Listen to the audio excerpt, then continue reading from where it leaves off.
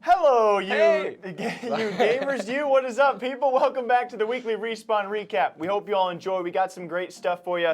Me and Nick here are going to break it down. You ready to run it up? Yes, sir, I am. Let's get into it, gamers. Ooh. All right, first up, and one of the bigger stories this week is Summit, the king of Twitch currently and has been for quite some time, but especially with the rise of Valorant, we have seen Summit and his numbers, they're nutty. They're insane compared to, I mean, this guy competes with actual like TOs on Twitch for viewership. Tournament organizers like ESL, he has more view. It's insane what this guy does, and especially the rise of Valorant. Now we have a clip this past week hinting at the fact his answer was a bit fishy when asked if he would move to Mixer. He said, "I'm not going to reply to that right now. Give me 2 weeks, maybe a month, and I'll answer that question." Give me your thoughts about this. Mainly, do you think he would move? Heck no. Okay, I you're don't on the think same- so. I don't think so. I mean, it's definitely debatable, but it's fun to talk about as well. So you don't think so? I doubt it. I feel like Summit has already just seen so much success through Twitch. It's like, why would I bother making a difference when it is, or making a change when it ain't broken? Yeah, and I think there certainly are a lot of people out there who love to say, "Oh, Mixer has the money, they'll offer in the bag," which they might. But when it comes to the difference of the bag and exactly what he has built on Twitch, it's his home, right? We've seen several Twitch re-signees.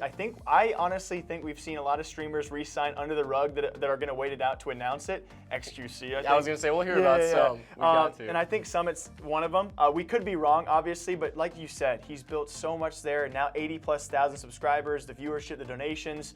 The difference of the bag and, of course, the fall off, I think he sees that. I think Pokimane saw the same thing when she decided Twitch over Mixer as well. And so we both agree we don't think he's going to make the move. I don't think so. It's a big talking point. It's debatable. We're going to stick on our stance, and we'll find out in a month or so whether or not it comes true or not. That's exciting. So, Nick, you and me come from a lot of different game backgrounds, you especially, and we've had our run-ins. Everyone who's been a gamer has had their run-ins with a toxic person.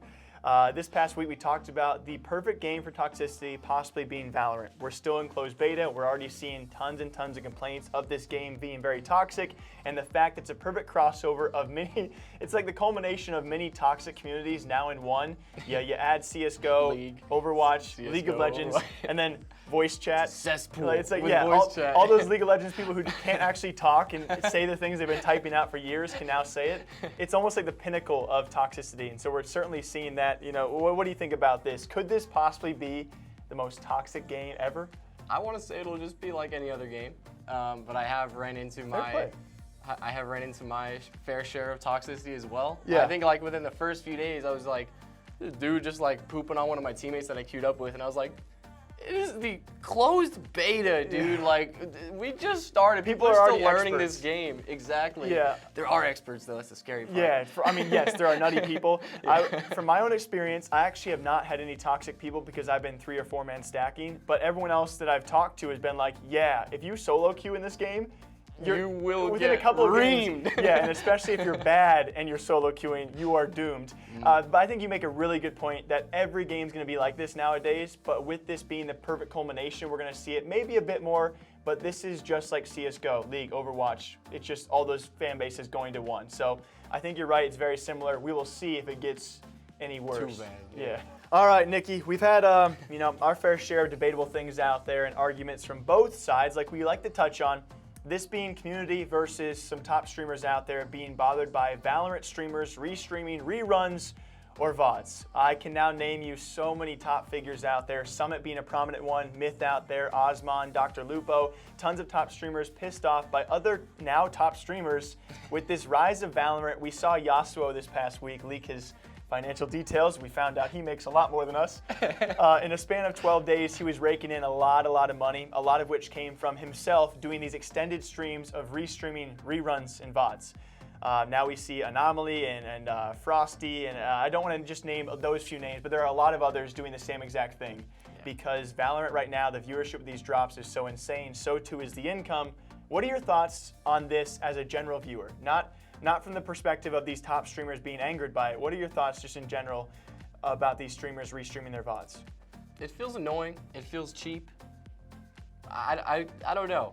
I don't know if I have like particularly any issue with it because it's like people want drops and they were kind of doing that just to take advantage of it, you could say, but also you're giving those people the option to go to your stream for it. But you're also watching reruns of their streams, so it's like, And if they're you not enjoy actually- watching the stream and you missed it, And they're not live streaming. and they're not live streams, which I It's- guess is the real issue behind it. It's just so it's hard. lazy, I guess. Because to agree with you, like I don't see a problem with it, but then you understand why if you're a top streamer and they're taking away from your viewership, It's kind of hard not to do. yeah, that obviously I think both sides have reason here. And then you think of the third side, that being the people actually doing it. I mean, you and me, I'll be honest, if I'm Yasuo, if I'm any of these guys and I'm raking in that cash for a short period of time with these drops, I'm going to do it. And so that's why I find it hard to criticize them, but I understand why people are, you know?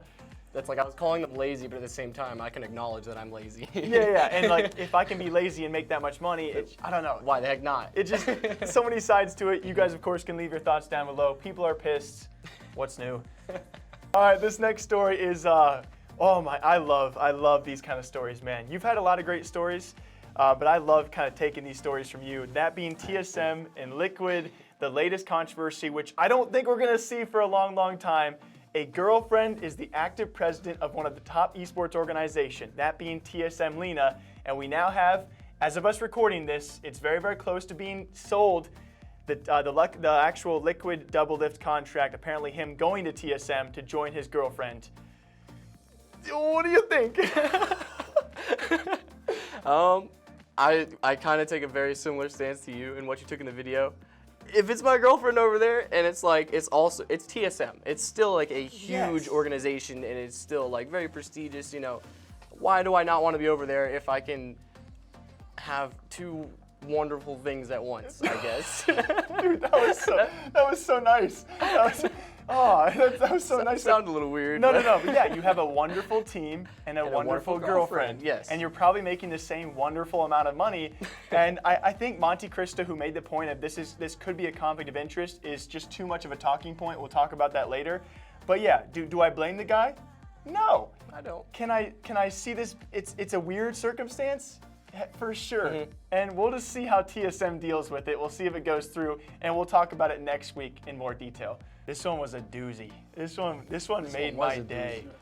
We're talking about Ninja and his house foreclosure clip. Nick, did you get a chance to watch the full 40 seconds? I did. Like, dude, I can literally purchase the bank that your house is being loaned out to, right? Your mortgage, and fucking foreclose your house. It's very funny. You know, that's what I like to take from this. It was hilarious. I think a lot of the stories we've been covering recently, especially because we've been covering a lot of Ninja, a lot of other people, but also a lot of Dr. Disrespect, this again rehashes a point to me where this might be a breaking point for Ninja with all the Mixer jokes. If you guys did not see, the clip was in response to a lot of Mixer jokes and people making fun of his move, so on and so forth, also making fun of Fortnite. I think it brings to light, though, a great point of if this was Dr. Disrespect, this isn't a headline for the same reason. With Ninja and the culmination of all the hot takes he has had, this becomes like a possible breaking point for Ninja. If Dr. Dis does this, it's just straight comedy, you know? So it's kind of weird. I find it really funny, and I don't know. There's just a lot more to it with Ninja because this is about Mixer potentially going down the pooper. It's funny. Ninja will he's been very vocal about like his complaints when people like say anything about him being on Mixer, but there was never like a point until now where he was like, I am sick of people making Mixer jokes. Yeah. Stop making Mixer jokes. I mean, because we've seen Dr. Disrespect make it time and time again. Then Reverse 2K, his former Fortnite duo, made it, and then Cloaksy made it, and he snapped back a little bit. This was like, whoa. This is like, I am done. Like, I'll buy the bank that your house is loaned to and foreclose it. It was crazy. That line killed me, dude. It's great to have old Ninja back, and we'll see if it continues. Is it a breaking point? I don't know. We'll see. We'll see. You can still kick that NFL field goal though. Oh, what's harder? Fortnite field? Oh, frick, never mind. Gotta cut that. I was gonna say Fortnite field goals are 90s in the NFL. Well, you're gonna leave that in. We hope you guys all enjoyed the Respawn recap. Definitely one of my more favorite things we do here on this channel, and you guys continue to leave great comments. We really do appreciate you guys. It's more of a relaxed way for us to break down all of these controversial topics, but we do it in a relaxed and joking manner. What do you got to say to them, Nikki? I miss you guys. I say the same thing every time. I miss the both of you. I want to come home, but not in that sense. Hopefully sometime soon Nick will be back in the office. Until then, we'll see you guys back here same time, same day, every single week. with the We Spawn We Web. Until then, stay safe, stay sweaty, gamers.